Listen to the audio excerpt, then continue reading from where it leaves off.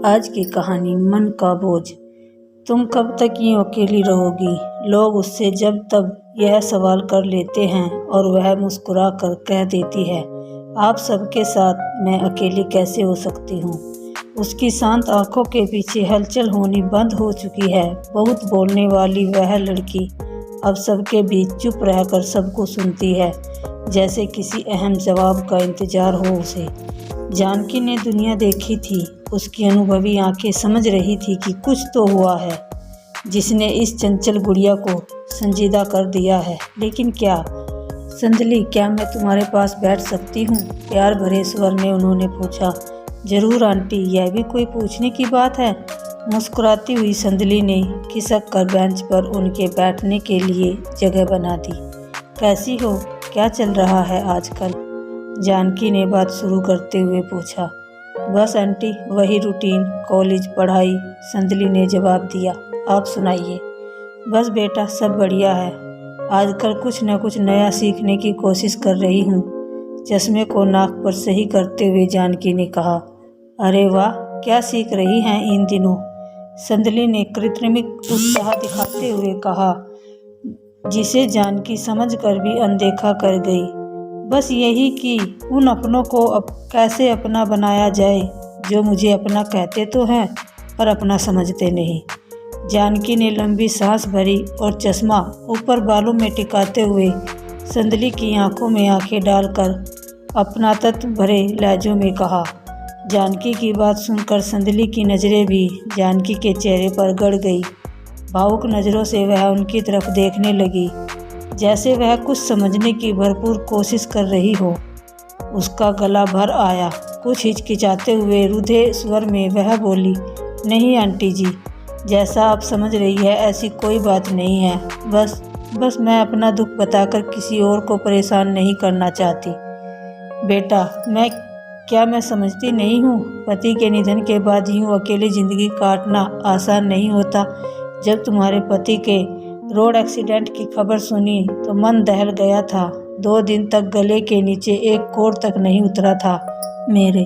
और विक्रम ने तो अपने आप को कमरे में ही बंद कर लिया था। बड़ी मुश्किल से उसने स्वयं को संभाला है।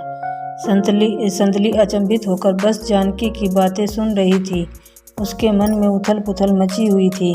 यह क्या कह रही हैं आंटी जी? ऐसा क्यों? मुझे कुछ समझ नहीं आ रहा। विक्रम का यूँ कमरे के अंदर खुद को बंद कर लेना।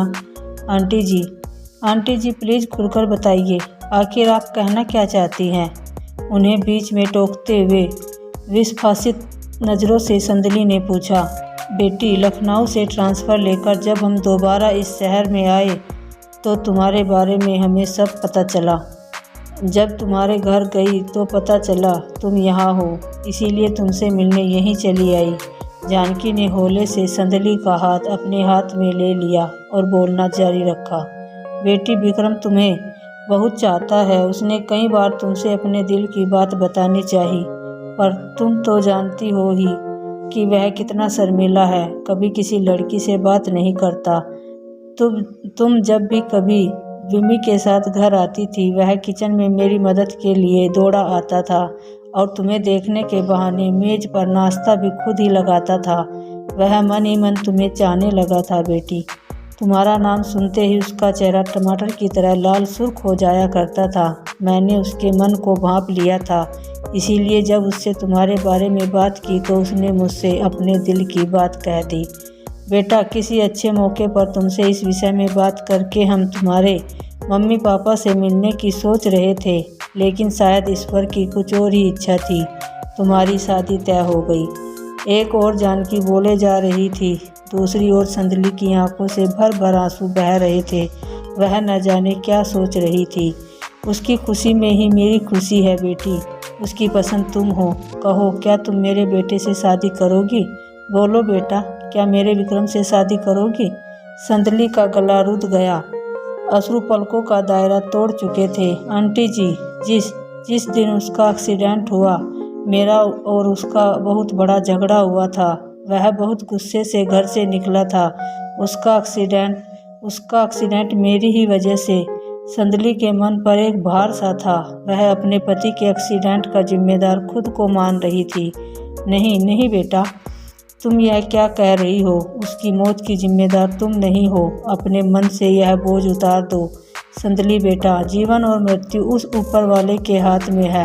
वह सबको गिनकर सांसें देता है और सांसें पूरी हो जाने के बाद वह उन्हें अपनी शरण में ले लेता है। इसमें तुम्हारा कोई दोष नहीं, यह सब किस्मत का खेल है बेटा।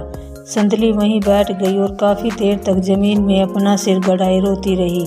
जानकी चाहती थी कि संदली आज जी भर कर रो ले ताकि उसका दर्द पिघल कर पूरी तरह से बह जाए, इसीलिए उसने भी उसे रोने से नहीं रोका। रो ले बेटा, आज जी भर कर रो ले, क्योंकि मैं नहीं चाहती कि मेरी होने वाली बहू की आंखों में दोबारा कभी नम हो। माँ, सिसकते हुए संदली जानकी से लिपट गई। शायद संदली के मन का बोझ अब उतर चुका था। उम्मीद करती हूँ कि छोटी सी कहानी आप सभी को पसंद आई होगी। अगर पसंद आई है तो वीडियो को लाइक शेयर ज़रूर करें, और अगर अभी मेरे चैनल पर आप नए हैं तो प्लीज़ चैनल को सब्सक्राइब करें ऐसी ही अच्छी अच्छी कहानियाँ सुनने और पढ़ने के लिए। वीडियो को पूरा देखने के लिए धन्यवाद।